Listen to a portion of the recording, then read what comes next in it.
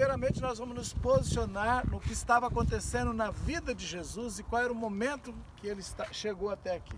Nós sabemos que ele já nasceu em Belém, mas viveu aqui, morava aqui embaixo dessa vila e era muito conhecido aqui.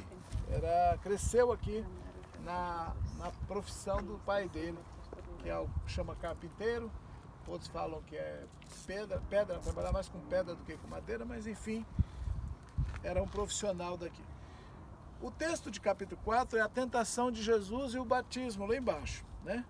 E quando ele termina de ser tentado, é assim que acontece isso que vai acontecer aqui. E Jesus respondeu e disse, dito está, não tentarás ao Senhor teu Deus.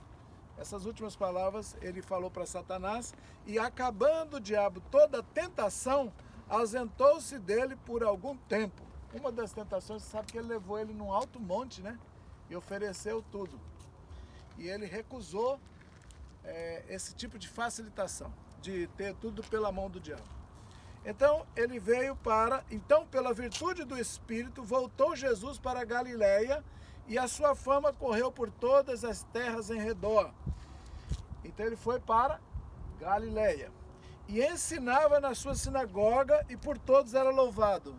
Nós estivemos lá em Cafarnaum e vimos a sinagoga. Ensinava, e chegando a Nazaré, onde fora criado, entrou num dia de sábado, segundo seu costume na sinagoga, levantou-se para ler, e foi-lhe dado o livro do profeta Isaías. E quando abriu o livro, achou o lugar em que estava escrito, o Espírito do Senhor é sobre mim, pois que me ungiu para evangelizar os pobres, enviou-me a curar os quebrantados de coração, a pregoar liberdade aos cativos e dar vista aos cegos, a pôr em liberdade os oprimidos e anunciar o ano aceitável do Senhor. E fechando o livro e tornando a dá-lo ao ministro, assentou-se, e os olhos de todos na sinagoga estavam fitos nele. Então começou a dizer-lhes, hoje se cumpriu esta escritura em vossos ouvidos. E todos lhe davam testemunho e se maravilhavam das palavras de graça que saíam de sua boca. E diziam, não é este o filho de José? E outros diziam, é ele, sem dúvida. E ele lhes disse, sem dúvida me direis este provérbio, médico, cura-te a ti mesmo, faze também aqui na tua pátria tudo o que ouvimos ter sido feito em Cafarnaum. Então até aqui você nota que ele está muito respeitado. Eles não estão discutindo questão de sábado com ele. Ele não está afrontando essa tradição, como alguns pensam que foi por causa do sábado, não foi. Outros dizem que é porque ele sentou-se na cadeira de Elias. Toda sinagoga tem uma cadeira. E fala, tendo lido, sentou-se. Alguns dizem que é nessa cadeira que o profeta Elias vai sentar quando chegar. Todo judeu crê na vinda novamente do profeta Elias. E por isso tem um lugar especial em toda a sinagoga. É o lugar onde eles circuncidam cada menino também, na esperança de que aquele seja o Elias que virá preparar o caminho para o Mashiach, o Messias chegar. Eles creem assim. Muito bem, não foi então porque ele sentou nessa cadeira. O problema começa aqui, quando pedem a ele que faça milagres como ele fez em Cafarnaum. Ok? Ele subiu, foi lá, a gente viu, saiu lá de baixo, lá do batismo, saiu da tentação, tinha acabado de ser tentado. E agora ele está aqui e lê a Paraxá. Toda porção semanal, a Paraxá, não é a pessoa que escolhe, é o texto que é designado para aquela porção, para aquela semana. Isso já foi feito por Esdras. Então não é ele escolheu, o mestre, né? A pessoa que estava na direção dos trabalhos, pode chamar qualquer um que tenha mais que 13 anos para ler. E alguém que estava dirigindo, viu ele e chamou e deu a oportunidade a ele. Porque quem dirige é o mestre de cerimônia, é o principal da sinagoga. Então ele lê e cai justamente, ele falou, hoje está cumprindo. É de mim que está falando esse texto. Sentou e todo mundo olhando para ele, e ele começou a ensinar e maravilhou todo mundo. E aí pediram a ele, olha, faz um milagre. Faça milagre aqui também. Não porque estavam crendo, talvez porque nós conhecemos ele, disse. E ele disse o seguinte: em verdade vos digo que nenhum profeta é bem recebido na sua pátria. Em verdade vos digo que muitas viúvas existiam em Israel nos dias de Elias, quando o céu se cerrou por 3 anos e 6 meses, de sorte que em toda a terra houve grande fome. E a nenhuma delas foi enviado Elias, senão a Sarepta de Sidom, a uma mulher viúva. Nem judia era, nem de Israel ela era. E muitos leprosos haviam em Israel no tempo do profeta Elias, e nenhum deles foi purificado, senão Naamã, o sírio. Então ele está dando um confronto no seu povo, dizendo que não foi só com ele que se duvidaram, também duvidaram de Elias. Na época de Elias já alguém também renegou Elias e ele não fez muitos milagres para o próprio povo de Israel, mas fez para os de fora.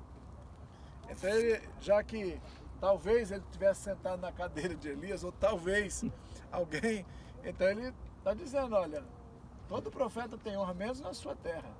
Vocês, na verdade, estão me pedindo, faz um sinal aqui, mostra que você é diferente de nós. Aí ele começa a dizer, olha, Elias passou por isso. Foi desonrado, no entanto era um profeta verdadeiro. Por que ele faz isso? Para mostrar que ele é um profeta verdadeiro, mas está sendo desonrado do mesmo jeito, por isso não vai ter muito milagre. Por que eu disse não ter muito milagre? Porque ele cura alguns enfermos. Olha só, e todos na sinagoga, ouvindo estas coisas, se encheram de ira. E levantando-se, o expulsaram da cidade e o levaram até o cume do monte em que a cidade deles estava edificada, para dali o precipitarem. Ele, porém, passando pelo meio deles, retirou-se e desceu para Cafarnaum, cidade da Galiléia, e os ensinava nos sábados. Aqui é que vai tocar no assunto dos sábados. O problema aqui não era mexer com o sábado. O problema aqui era desonra ao profeta da casa. Então eu creio que aqui é um portal onde a gente pode mudar essa história. Sempre que eu passo aqui, eu penso nisso, que não precisa se cumprir isso. Você não precisa ser desonrado porque você é lá da sua igreja. Lá você tem que ser honrado. Você profetiza lá, né? Tem que ser onde você ministra. Não precisa ser honrado só quando sai pro lado de fora, quando vai fazer uma conferência, ou quando vai ministrar em outro povo. Não, você tem que ser honrado ali. Trabalhar para ser honrado no seu povo. Ganhar a credibilidade deles. E isso eu creio que Jesus queria quebrar aqui. Mas assim como Satanás levou ele no monte e tentou ele, assim também o povo dessa cidade, não deu 2 dias depois do ocorrido, fez a mesma coisa com ele. Só que agora, não oferecendo tudo, agora desafiando. Lá Satanás não desafiou? Se você é filho de Deus, faz isso. Parece que a tentação continuou, o diabo só saiu de lá pessoalmente e veio aqui, entrou nos nazarenos e fez a mesma coisa. Prova aí, mostra que você é. Então, esse pecado da desonra afasta os milagres. Lembre disso, desonra afasta milagres. Quem recebe um profeta na qualidade de profeta, já recebe galardão de profeta. Então, uma das coisas que a gente tem que fazer pelos profetas é honrá-los.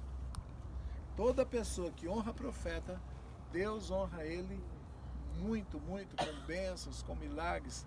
Aquela mulher teve o filho, depois o filho morreu, ela teve ele de volta.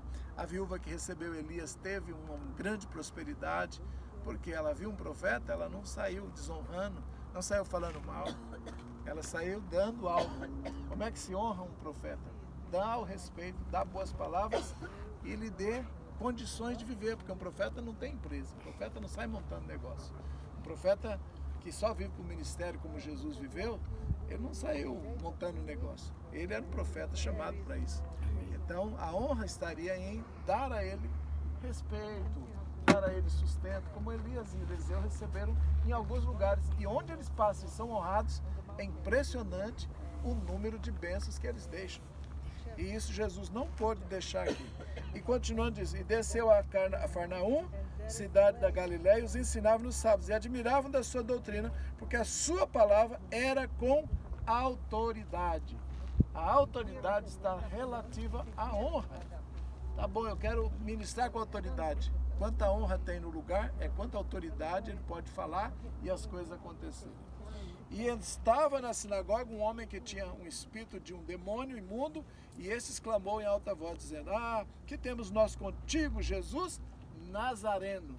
É interessante que ele sai daqui praticamente sem poder realizar milagres, e quando ele chega em Cafarnaum, o demônio reconhece como daqui. Fala, você é o Nazareno.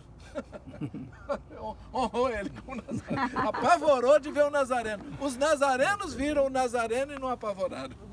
Então, mas o demônio apavorou, né? Você vê que coisa estranha. Você pega o demônio lá embaixo, estava lá em Jericó tentando ele.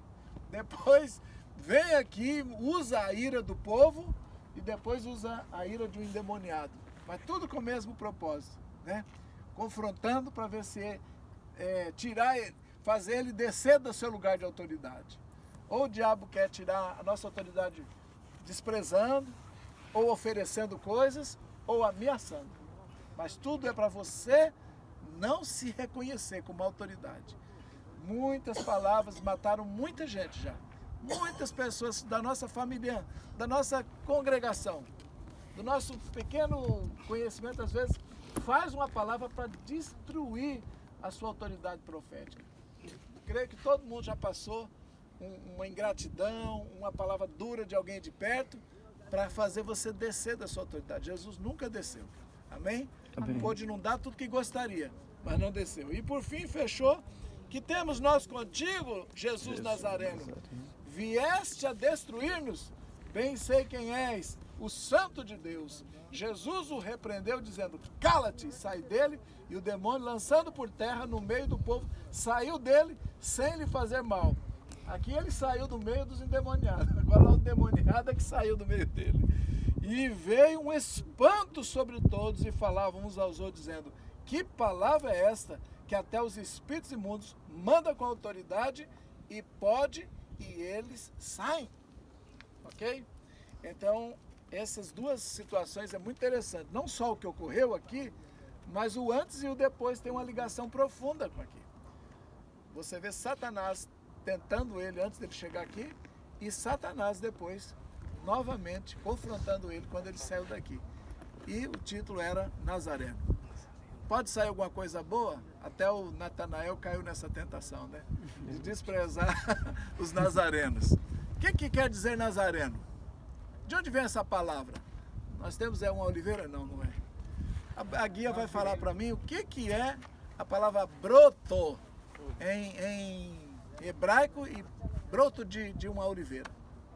Nazareno é duas coisas, o guardado, o protegido, né? Netzer, Netzer é o protegido, o guardado, o protegido. A coisa protegida. Exatamente.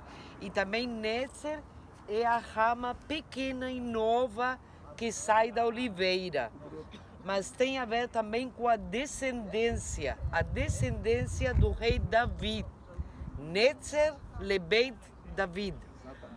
A rama nova, o broto jovem da dinastia do rei Davi. Isso é Netzer. Dali vem a palavra Nazeret, que é Nazaré em hebraico. Coincidência que o Nazareno, ou seja, o broto de Jessé, o broto do descendente de Davi, tenha vindo morar na cidade, que é exatamente o nome de broto. E além Nazaré. disso, que na Bíblia também diz que o Messias vai vir da dinastia do rei Davi. Então é para cumprir também essa profecia, né? Exatamente. Jesus era um broto da casa do rei Davi, como tinha que ser o Messias. E daí criou uma palavra para os cristãos que é Notzarim.